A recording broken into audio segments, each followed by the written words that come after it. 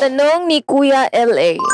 Hi Lods, ask ko lang, pwede bang i-frozen ang egg whites then use it later for merang? Hindi ba Lods madaling bumagsak ang chiffon pag ganun? Okay.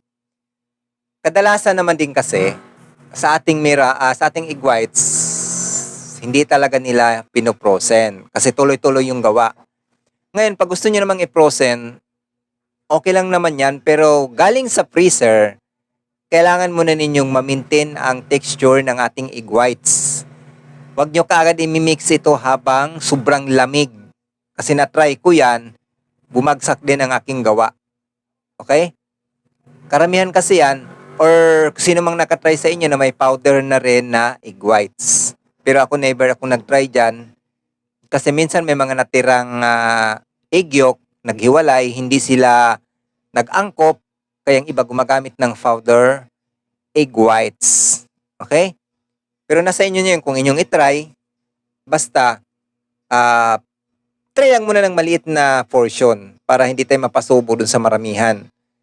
Kasi kung nasubukan namin dati na sa dati kong work, na talagang timba-timba ang egg whites naming naiipon. Kasi nga ang ginagamit naming egg yolk lamang. Hindi talaga napapantay doon sa, lalo na sa mga special bread, special ensaimadas, talagang ang ginagamit doon, puro lang mga egg yolk, hindi nasama yung egg whites.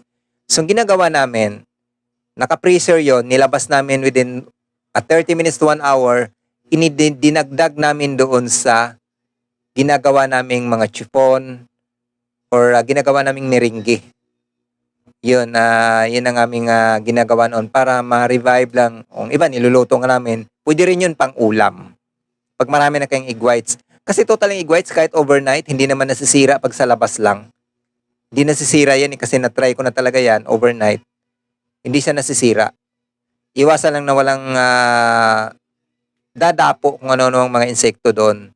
Pero pag for safety, takpan nyo na lang at ilagay sa rep. Kahit naka-rep lang siya, hindi talaga totally freezer.